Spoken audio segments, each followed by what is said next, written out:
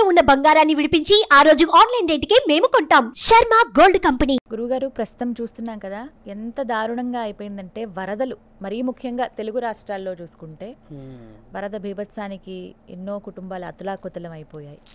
అలానే వరదలు ఆగుతాయా అనంటే లేదు, ఇంకా ఆగే ప్రసక్తి లేదు, ఇంకా ఇంకా ఎక్కువ అవుతూనే ఉన్నాయి. ఒకటి. మరోవైపు ప్రపంచవ్యాప్తంగా చూసుకుంటే యుద్ధాలు జరుగుతున్నాయి అన్ని రకాలుగా. అది ఆరోగ్యపరంగా ఇబ్బందులు ఎదుర్కొంటున్నారు. బయోవార్స్, కరోనా తర్వాత ఎలాంటి పరిస్థితుల్లో చూసాం. ఆ తర్వాత ఈ యుద్ధాలు, ఒకరి మీద ఒకరు ఆధిపత్యం కోసమని, తర్వాత ప్రకృతి వైపరీత్యాలు కావచ్చు. వీటన్నిటికీ కారణం ఏంటండి? అందరూ ఒకటే మాట అంటున్నారు, బ్రహ్మంగారి మాట నిజం కాబోతోంది, ఆయన కాలజ్ఞానం అని చెప్తున్నారు. నిజంగా అలాంటి పరిస్థితులే ఉన్నాయా? మున్ముందు ఇంకెలా ఉండబోతోంది? పోతులూరి వీరబ్రహ్మేంద్ర స్వామి గారు ఊరూరా తిరుగుతూ రాసిన కాలజ్ఞానం. అయితే ఇప్పుడు మనం మాట్లాడుకోవాల్సింది ఏంటమ్మా, ముచ్చట్ల గుట్ట. పరమాత్ముడు ఇచ్చిన ఆజ్ఞ ముచ్చట్ల గుట్ట. అంటే ఆయన కూర్చొని రాసిన గుట్ట పేరు ముచ్చట్ల గుట్ట. ఆయన కూర్చున్న గుట్ట పేరు కూడా ముచ్చట్ల గుట్ట. ముచ్చట్ల గుట్ట అని ఎవరు పెట్టారంటే అమ్మా, ఆయన ఎవరెవరితోనో మాట్లాడుతున్నట్టు, ఎవరితో ఏదో సంకేతాలు తీసుకుంటున్నట్టు రాస్తున్నట్టు ఉండేది. అయితే గడిబిడి లచ్చమ్మ అని ఒక మంచి మహానీయురాలు ఒక అక్క ఉండే. ఆవిడ పోతులూరి వీరబ్రహ్మేంద్ర గారు కర్నూలుకి వెళ్ళి ఒక దగ్గర ఆ అరుగు మీద పడుకున్నారు రాత్రి సమయంలో. అప్పట్లో ఊరు మధ్యలో ఉండేటి కదా ఇల్లు. ఆ గచ్చు మీద పడుకున్నప్పుడు హడావిడిగా వచ్చి ఎవరు నీవు అని చివురు గడ్డతో కొట్టింది. కొట్టేసి లేపితే ఆయన, నేను బాటసారినమ్మ, ఫలానా ఊరు నుంచి వచ్చాను, ఏదైనా పని ఉంటే చెప్పు అని అంటే, ఈవిడ పని గురించి అడుగుతున్నాడు అనేది వినదు. కానీ నువ్వు ఏమేమి దొంగతనం చేసావో, నువ్వు ఏం చేసావో అని ఊరికే మనిషి ఎవరు అనేది జస్టిస్ చేయదు. ఆయనని చూసి తిడుతూనే ఉంటుంది. ఆవిడ పేరు కాలజ్ఞానంలో గడిబిడి లచ్చక్క అని రాసి ఉంది, మీరు చదవండి కావాలంటే. అయితే ఆయన ఏం చేశాడంటే, అమ్మ నేను పని కోసం వచ్చా, ఈ ఆవులు, ఈ మంద, ఇదంతా గొర్రెలు మేస్తాను అది అంటే, ఓహో పనివాడివా నీవు అని అంటది. వచ్చింది కాలజ్ఞానాన్ని రాసిన బ్రహ్మస్వరూపం అని కనిపెట్టకుండా అవతల వ్యక్తి యొక్క రూపాన్ని చూసి డిసైడ్ చేస్తుంది. ఇక ఆయన ఆవులు ఇచ్చేస్తే గుట్ట ఎక్కడైతే కూర్చుంటాడో తల్లి, ఆ గుట్టనే ముచ్చట్ల గుట్ట. ఇప్పుడు నేను చెప్పింది ఏంటంటే అమ్మా, ఇవన్నీ ముచ్చట్లు. నీవు చేసుకుంటున్న కర్మ ఫలితము ఈరోజు అనుభవిస్తున్నావు, కానీ పంచభూతాల నుంచి ఏ రోజు ప్రమాదం జరగలేదు. ఈరోజు 3 నెలల నుంచి చూస్తే గత 15 రోజుల నుంచి బీభత్సమైన వర్షాలు. కరెక్ట్గా 16వ రోజు ముందు ఏం జరిగిందమ్మా, ఈ యొక్క భారతదేశంలో ఒక స్త్రీ, ఒక అక్క, ఒక చెల్లి ఒక ఇంటి నుంచి బయటికి వెళ్ళి 11 మంది పైశాచికత్వంగా శరీరాన్ని, మాంసపు ముద్దలని ఇబ్బంది పెట్టి చంపేసేశారు. ఇంకా మనకి న్యాయం జరగలేదు. ఈరోజు వరదలుండమ్మా, ఒక ప్రాణాన్ని కూడా తీసుకుపోకుండా ఆ వరదలన్నీ మళ్ళీ వెనక్కి తీసుకెళ్లే శక్తి పరమాత్ముడికి ఉంది. ఆ తల్లి ప్రాణాన్ని ఇచ్చే శక్తి మానవ శరీరాలకు ఉన్నదా? మరి ఎక్కడి న్యాయం గురించి మాట్లాడుతున్నారు, ఎక్కడ వరదల గురించి మాట్లాడుతున్నాం మనం? మానవ శరీరాన్ని ఎత్తి ఇదే వరదలు 100 సంవత్సరాల క్రితం కూడా వచ్చాయి, ఇదే వరదలు 200 సంవత్సరాల క్రితం కూడా వచ్చాయి, ఇదే వరదలు పోయిన సంవత్సరం కూడా వచ్చాయి. కానీ ఈసారి కొంచెం ఒక మెట్టు ఎక్కువ వచ్చిందంటే అమ్మా, ఈ సంవత్సరంలో జరిగిన అఘాయిత్యాల గురించి పరమాత్ముడు హింటిస్తున్నాడు. సృష్టికర్తని నేను, సృష్టికి ఎంతటి శక్తి ఉందో చూయిస్తున్నా, నేను దిగితే నా శక్తిని తట్టుకోగలరా అనేది మహాముక్కంటి ఆజ్ఞ. ఇది శాస్త్ర వేదాల్లో చాలా మంది పండితులు ఇప్పటికీ మొత్తుకుంటున్నారు. ఆడపిల్లలని కాపాడండి, చిన్న పిల్లలని రక్షించండి, తల్లిదండ్రులని గౌరవించండి, తెచ్చుకొని కట్టుకొని వేద మంత్రాల సాక్షిగా మనతో పాటు వచ్చిన భార్యకి అవమానం జరగకుండా గర్వంతో ఉన్న 3 నెలల కడుపు మీద ఎలా తనాలనిపిస్తుందమ్మా? అలా తనతో ఉన్న ఆ అర్థనాదాలే ఈరోజు వరద రూపంలో మన మీద బురద చల్లుతున్నాయి. అలా మనం చేసుకున్న పాపాలు పరమాత్ముడు ఇంకెలా చెప్పగలుగుతాడు? ఎక్కడో విజయవాడలో కృష్ణమ్మ దగ్గరికి ముక్కుపుడకకి నీళ్ళు వచ్చాయంటే ముక్కుపుడక దాకా రాదు. అలా వచ్చేదైతే ఆయన చెప్పడు. 30 సెకండ్లలో సృష్టి మునిగిపోతుంది. మీరు కాలజ్ఞానం మీరు మాట్లాడిన దాంట్లోనమ్మా, శివపురాణంలో ఆఖరి సంపుటిలో మన మానవ చరిత్ర ఎలా ముగిసబోతుందో రాసి ఉంది. 30 సెకండ్లే గంగా మనల్ని ముంచుకోవడానికి. మొత్తం ప్రపంచం మొత్తం 30 సెకండ్లే. ఇప్పుడు విజయవాడ నుంచి 30 రోజుల నుంచి అదే నడుస్తుంది కదా. ముంచాలంటే ఎంతసేపు ఆవిడ? అలా చేయట్లేదు అని అంటే మనం ఏమి కోరుతున్నాము? ప్రయత్నమే చేసింది ఆ కృష్ణమ్మ, చూయించింది మనకు. ఆ ఇల్లులు మునిగాయి, ప్రాణ నష్టాలు జరగలేదు. ఆకలితో చాలా మంది అరిచారు, ప్రాణ నష్టం జరగలేదు. హెచ్చరికలు ఇచ్చారు, ప్రాణ నష్టం జరగలేదు. తెలిసి కావాల్సుకొని మద్యం మత్తులో ఉండి 8 సంవత్సరాలు 10 సంవత్సరాలు 8 నెలలు 6 నెలల ఆడపిల్లలపై పైశాచికత్వం చేస్తున్న ఈ సృష్టిలో సృష్టి ఇంకెంత వివరంగా ఇస్తుందమ్మా విశేషం. మీరు అన్నారు ఎందుకు వస్తుంది? బాగా వర్షాలు వస్తూ ఉన్నాయి. ఇంకా సృష్టిలో ఉన్న ఈ 5 రకాల శక్తుల్లో ఇదొక శక్తి. ఎప్పుడైనా కూడా మన నీళ్లు కిందికే వెళ్ళాలి, అదొకటి పరమాత్ముడు ఇచ్చిన ఆజ్ఞ. నీరు ఇప్పుడు ఆ నీళ్లు మన మీదకి వస్తూ ఉన్నాయి అంటే ఒకసారి మీద పడినప్పుడు కుటుంబాలు చాలా లాస్ అవుతున్నాయి కదా, అక్కడ కూడా మన తప్పే ఉందని చెప్పాలి. ఒక సెగ్మెంట్ ఆఫ్ ఊర్లు మాత్రమే మీరు అన్నట్టుగా మునుగుతున్నాయి తల్లి, అన్నీ మునుగుతలేవు. అంటే కొన్ని సంవత్సరాల క్రితం హెచ్చరికలు ఇచ్చినట్టే కదా అక్కడ కట్టకూడదనో, లేకపోతే వ్యవసాయానికి అవసరమనో, ఇన్ని హెక్టార్ల వరకు మనకు ఉన్నదనో అని చెప్పినప్పుడు కూడా మనం ఆశకి వెళ్ళి కట్టుకున్నదే కదా. ఈరోజు భాగ్యనగరంలో జరుగుతుంది ఆ చెరువులో రక్షణకే అని మనం అనుకుంటే తల్లి, ఇక్కడ మనము పరమాత్ముడికి ఒక సాధు లక్షణాన్ని నేను చెప్పేది ఏంటంటే అమ్మ, మనము ఇంతకంటే స్థితి దిగితే అమ్మ, నెక్స్ట్ మీరు అనుకున్న ప్రళయంలో మనందరం ప్రాణాన్ని పొడగొట్టుకున్నా తప్పు లేదు. ఇలాంటి దాష్టికాలు చూడడం కంటే ఈ దేహానికి మానవ తప్పిదాలే అంటారు. మానవ తప్పిదాల. ఒక ఆడపిల్లని అలా చేసిన తర్వాత న్యాయం జరగలేదు. మీకు ఇంకో విషయం చెప్తానమ్మా, నేను మొన్న లాస్ట్ టైం కూడా ఇంటర్వ్యూలో చెప్పాను, ఒక సీసీ ఫుటేజ్, ఒక కెమెరాస్, ఇంకేదో డిజిటల్గా ఉన్న అన్నిటినీ మనం అక్కడ కొలాప్స్ చేసేసారు వాళ్ళు కనబడకుండా, అంటే ఒక ఎవిడెన్సెస్ ఇవ్వకుండా. ఒకే ఒక ఎవిడెన్సెస్ వచ్చింది, మీకు తెలుసా అమ్మ? అది వీర్యం, అది పరమాత్ముడు ఇచ్చిన ఆజ్ఞ. ఈ పురుషుడు స్త్రీపై చేసిన తర్వాత గర్భంలో ఉండి వాడు దొరికాడు. అంటే పరమాత్ముడు చేసిన పనిలో తప్పు ఎక్కడ మానవుడు తట్టుకోలేడు కదా. ఇప్పుడు దాని నుంచి బయటపడిపోయింది, ఈ మొత్తం స్టోరీ వచ్చింది అలా. అంటే కలకత్తా ఖాళీ అక్కడ నిజరూపంగా కూర్చుందని అర్థం కదా, ఆ తల్లిని కాపాడింది. కానీ చాలా మంది అడిగిన ప్రశ్నలు ఉన్నాయండి, అమ్మవారు అక్కడే ఉన్నారు, ఇంత జరుగుతుంటే చూస్తూ ఊరుకుందా? వాస్తవం. ఎందుకంటే అమ్మా, మనము చాలా బలమైన ప్రశ్న. ఇప్పుడు ఇంట్లో పెళ్ళయింది అనుకుందాం, ఎవరిదన్నా 1 month బిఫోర్ మనం ఇన్విటేషన్స్ ప్రింట్ చేసిస్తాం. తర్వాత 1 week బిఫోర్ మనం మళ్ళీ మీడియా ద్వారా చెప్తాం, అది వాట్సాప్ అని, గ్రూప్స్ అని. ఆ తర్వాత 1 day బిఫోర్ కూడా అందరినీ పరిచయం పంపిస్తాం రమ్మని. అలా పిలిస్తేనే ఇంటికి వస్తలేరమ్మా ఈ రోజుల్లో. They are sending return gifts in WhatsApp, happy marriage anniversary or day.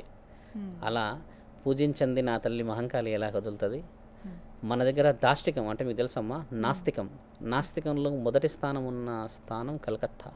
దేవతల్ని పూజించరు అక్కడ వాళ్ళు, నరమాంస భక్షకులు అక్కడ. కలకత్తాలో ఒక్క ఇన్సిడెంటే వచ్చిందని చెప్పకూడదు, అక్కడ నెంబర్ ఆఫ్ డిజిట్స్లో ఉన్న ఇన్సిడెంట్స్ అలాగా. అంటే ఆ ఘటన జరుగుతున్నప్పుడు కూడా ఆమె తలుచుకుని ఉంటుంది కదా, తలుచుకుంటుంది అమ్మవారిని, దేవుణ్ణి తలుచుకుంటుంది, దేవుణ్ణి తలుచుకుంటారు. వాస్తవమే. అయితే ఆవిడ తలుచుకుంటున్న ఆ తరుణాన్ని గమనించలేదు కదమ్మా, హఠాత్తుగా జరిగిన సంఘటనని. ఆమె 36 గంటలు విధిలో ఉండి వెళ్ళింది.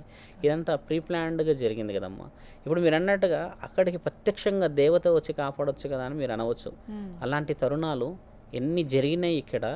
ఎంతమంది దేవతలు వచ్చి ఎంతమందిని కాపాడితే, ఎంతమంది దేవతల్ని ఈరోజు పూజలు చేసి పిలుస్తున్నాం మనం ఇక్కడ. మనం లక్షలు పెట్టి 10 లక్షలు అడుగుతున్నాం పూజలో. ఆ అమ్మాయి నిజంగా ఒక లెసన్ ఏమిచ్చింది అనేది ఇప్పుడు రానున్న రోజుల్లో తెలుస్తుంది. ఇండియా మొత్తం మారబోతుందమ్మా, ఒక జస్టిస్ జరగబోతుంది కదా. ఆ జస్టిస్ కోసం మనం వెయిట్ చేస్తున్నాం. ఇంకా ఎందుకు రాలేదు అక్కడ నిర్ణయం, ఇంకా ఎందుకు రాలంటే ఏ నిర్ణయం రాబోతుంది అనేది మానవ శరీరానికి కూడా అందకపోవచ్చు ఆ ఆలోచన. ఆ నిర్ణయం రాబోతుంది అక్కడ. వచ్చిందనుకోండి అందరం సెక్యూరే కదమ్మా. ఆ సెక్యూరిటీ రావడం వల్ల భయం అవుతుంది కదమ్మా. ఇప్పుడు కొంతమంది వ్యక్తులే చేస్తున్నారు శారీరకంగా ఆడపిల్ల పైనే వెళ్ళి ఇలా చేయాలి, లేకపోతే నిజాన్ని దాచే ప్రయత్నం చేయాలను. ఆ అమ్మాయి కొంచెం నికాసైన మనిషి, వాళ్ళు ఏది చేస్తున్నారు అనేది రికార్డు చేస్తుందని చెప్పి వాళ్ళ మీద ఫోకస్ చేశారు. ఒకవేళ ఈ అమ్మాయి వాళ్ళతో పాటు కలిసి ఉంటే ఆవిడ బయటకు రాకపోయేది కదా. ఇక్కడ నిజాన్ని చంపుతున్నారు, ఆడపిల్లని కాదు. ఆడపిల్ల ప్రాణం ఇచ్చేసింది, త్యాగం అనుకోవాలి. అలాంటి త్యాగమూర్తి వల్ల మిగతా వాళ్ళ జీవితాలు కాపాడబడతాయి. ఇక్కడ నిజాన్ని చంపుతున్నారు, ఆ నిజాన్ని చంపనీయకుండా ఆపాలన్న ప్రయత్నమే ఈ గంగ ఈ విధంగా పొంగుతుంది మన పైన. ఆపకపోతే ఎలా అమ్మా? ఇప్పుడు ఆ తర్వాత ఎన్నో జరిగాయి కదా. 1.5 monthలో మళ్ళీ నెంబర్ ఆఫ్ డిజిట్స్ వచ్చాయి. ఎన్ని న్యూస్ వింటున్నాం, అలా ఎన్ని రావట్లేదు తల్లి బయటికి. మరి నిన్నగాక మొన్న ఓయో రూమ్లో ఒక అతను ఆ అమ్మాయిని ఊరు నుంచి తీసుకొచ్చాడంటే 20 days అవుతుందంట. ఈజ్ గివింగ్ పిల్స్ అనమాట. ఇది ఇస్తున్నాడు, ఇస్తున్నాడు. నేను నా దగ్గరికి వచ్చిన ప్రతి ఆడ అమ్మలో వస్తారు కదా, వాళ్ళకి ఏం చెప్తా తెలుసా అమ్మ? వాళ్ళు అడుగుతారు, గురుగారు ఎలా ఉండాలి డబ్బుల గురించి సంపాదించాలంటే నేనేమంటా అంటే, ఎక్కడ ఉన్నా నువ్వు కుటుంబంతో ఉండమ్మా, అన్నోన్ పర్సన్ ఇచ్చింది ఏమి తినకు అంట. నిన్న ఈవినింగే చెప్పిన ఒక అమ్మాయికి, ఖమ్మం నుంచి వచ్చారు, అన్నోన్ పర్సన్ ఏది ఇచ్చినా తినొద్దు అని చెప్తా. అన్నదానం కార్యక్రమంలో అయినా మీ వాళ్ళతో పాటే వెళ్ళండి అని చెప్తా. గుడిలో ప్రసాదంకి వెళ్తారు కదా, చుట్టుపక్కల అందరూ ఉన్న గుడికి వెళ్ళాలి, రెగ్యులర్గా వెళ్ళే గుడికి వెళ్ళాలి. ఎక్కడైనా ఏదైనా కొనుక్కున్నప్పుడు కూడా మనవాడు, మన రక్త సంబంధికుడు ఒకళ్ళు ఉంటేనే తినాలమ్మా అని చెప్తే ఆమె కొంచెం ఆనందపడుతుంది. నిజమే గురువు గారు, వాడు ఇచ్చేవాడు ఇచ్చిన తర్వాత ఏం జరుగుతుంది అనేది నీకు కూడా తెలియదు. ఫ్రాక్షన్ ఆఫ్ సెకండ్స్లో మనల్ని మత్తులకు దింపుతున్నారు కదా. అందుకని ఫస్ట్ సెక్యూరిటీ ఏంటంటమ్మా మన వాళ్ళతో పాటు ఉండడమే సెక్యూరిటీ. అంతేగాని వాడు ఇచ్చింది చూడాలి, పరీక్ష చేయాలి, తినాలనడానికి ఉండదు. ఇంకా పక్కన ఉన్నవాడు తినేసేస్తే నువ్వు తినేసి కింద ఏమైనా ఆరోగ్య పరిస్థితికి స్థిమించినా కూడా పక్కన మనవాడే ఉంటాడు కదా. వాడు అలా ఉన్నప్పుడు ఇయ్యడు కదా అసలు నీకు. ఇక్కడ ఎక్కడంటమ్మా ఆడపిల్ల ఒంటరితనాన్ని బలహీనంగా చూస్తున్నారు. అమ్మాయి హాస్టల్లో ఉంది, ఎడ్యుకేటెడ్, చేసుకుంది, అక్కడ అది అయిపోయింది, అది వేరే విషయం. కానీ అలా ఒంటరిగా ఎంతమంది ఈరోజు నా తల్లిళ్ళు భయపడుతూ తిరుగుతలేరు, ఎంతమంది ఆడపిల్లలు ఆ సంఘటన తర్వాత ఒక మగవాన్ని నమ్మాలంటే భయపడుతున్నారు. ఇవి బయటికి రావాలి కదమ్మా. ఇప్పుడు విజయవాడలో జరిగిన ఆ యొక్క విషయ వివరణ, ఈ బీభత్సమైన వరదల కారణం ఒకే ఒకటి, అంతకంటే బీభత్సమైన వరదలో ఉన్నామమ్మా ఈ శరీరం లోపట. అలా ఇలా చిన్న చూపు చూసేసి చేస్తున్నాం. తల్లిదండ్రుల్ని జుట్టుపట్టి లాగుతున్నాడు అన్నకు ఆస్తి రాసిచ్చావని. ఇంకా అంత పెద్ద వరద రావాలమ్మా, ఇంకేం వరద రావాలో చెప్పండి. చిన్న బిడ్డని తీసుకొచ్చేసి 11 సంవత్సరాల అబ్బాయి ఏదో చేస్తున్నాడు అంటే ఇక్కడ మనం మాట్లాడిన టాపిక్లో రెండు గమనించి చూడాలి. ఏంటంటామో ఒకటి వరద అనేది పరమాత్ముడు ఆజ్ఞ ఇచ్చినాయి నీళ్లు ఇవన్నీ, కానీ ప్రకృతిని పాడు చేసే గుణం ఎవరిచ్చారు? మన దగ్గర ప్రకృతి మన అమ్మ, మన ఆడపిల్ల, మన చిరునవ్వు, మనం చూస్తున్న ఆ ప్రేమ, ఆ బంధం, ఆ ఆప్యాయత. ఓ తండ్రి ఎంత కష్టపడి కాళ్ళకు ముళ్ళులు గుచ్చుకొని ఈ బొత్తలు కూడా సరిగా పెట్టుకోకుండా చెమటతో ఒక పండు పట్టుకొని వస్తాడు ఇంటికి. ఎవరు ఎదురు చూస్తారు తెలుసా అమ్మ ఇంటి దగ్గర? మొట్టమొదట పిల్లలు. నీకు తెలియదు ఇంకోటి ఏం తెలుసమ్మా, సృష్టిలో ఎవరు చెప్పలేని ఇంకో విషయం, ఆ పిల్లలు వెనుక తల్లి కూడా ఆయన కోసం ఎదురు చూస్తుంది.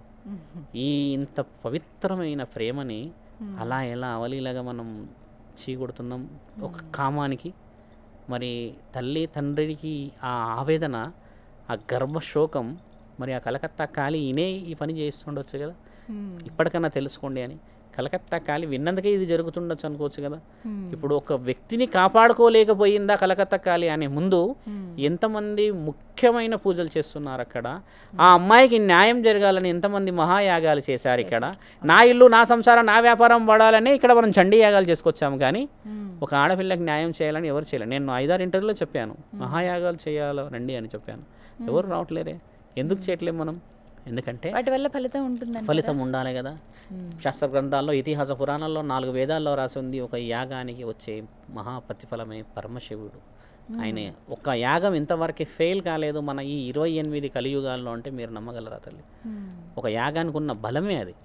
అది చేసామంటే అది ఫెయిల్ కాలే ఇంతవరకు. ధర్మం కోసం చేస్తున్నాం కదా మనం, ఆ అమ్మాయి కోసం చేస్తున్నాం. అలాంటి అమ్మాయిలు ఎంతమంది కోసం చేస్తున్నాం, అది ఖచ్చితంగా ప్రతిఫలం వస్తుంది. ఎందుకు మనం 140 crore పర్సన్స్ అంటే మనం వెళ్ళి అడగట్లేం జస్టిస్ కోసం? వై ఓన్లీ డాక్టర్స్ వచ్చి ఈరోజు క్యాంపెయిన్ చేస్తున్నారు మాకు జస్టిస్ కావాలని అంటే, రేపటి రోజు మన ఇంట్లో వాళ్ళకి అలా అయితే అందుకని అమ్మా అందరం రియాక్ట్ కాకపోతే రిజల్ట్ రాదు కదా.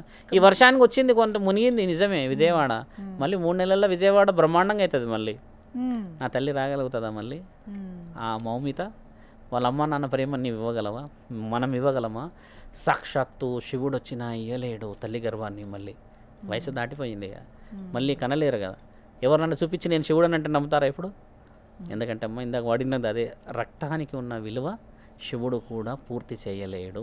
ఈ వరదల గురించి మనం చాలా తక్కువ మాట్లాడుకుంటున్నాం కదా, ప్రమాదాల గురించి ఎక్కువ మాట్లాడుకుంటే ఈ వరదలు ప్రశాంతంగా పంట పొలాలు మనకు పండించిస్తాయి. ముందు ఎలా ఉండబోతుంది? మంచిది. మనం న్యాయం ధర్మాన్ని కాపాడకపోతే ముందు ఇంతకంటే ప్రమాదం ఉండవచ్చు. ఇప్పుడు కేవలం హింట్ ఇచ్చింది, తర్వాత లేపకపోవచ్చు కదమ్మా. ఎంతోమంది చనిపోతున్నారు. కరోనాలో కనీ విని ఎరగని రీతిలో కోట్ల మంది చనిపోయారు కదమ్మా. ఇప్పుడు చైనాలో ఆ రోజు 350 కిలోమీటర్ల డిస్టెన్స్లో వచ్చిన ఆ హెవీ ఫాలింగ్ అమ్మా, ఎంతమందిని లేపకపోయింది చూసారమ్మా? అసలు ఆలోచించారా? అసలు మనిషికి అంత ఆ లెవెల్లో వచ్చి ప్రాణాలు తీస్తుంది అనుకున్నారా అమ్మ? ఇప్పుడు చైనా కోలుకోవడానికి 100 సంవత్సరాలు పడుతుంది అంటున్నారు. అంటే ఎంతటి స్థితిని అక్కడే చూయించాడంటే మనం ఏం నేర్చుకోవాలి ఇక్కడ? ఒకరిపై ఒకరు దండయాత్రలు జరుగుతున్నాయి కదమ్మా. ఇప్పుడు యుద్ధాలు బంగ్లాదేశ్ పైన జరిగిందనో, వేరే దేశాలు మన మీద జరుగుతుందమ్మా. మన రాజ్యంలో అంతర్యుద్ధం మొదలయ్యి ఇప్పటికి 100 సంవత్సరాలు అయ్యింది. కన్న తల్లి గర్భం మీద తన్ని నీవు ఇచ్చిన ఆ పాలనే లెక్క పెడుతున్న నీవు ఎవడొచ్చి ఇప్పుడు మన దగ్గర పుణ్యాన్ని తీసుకెళ్తాడు?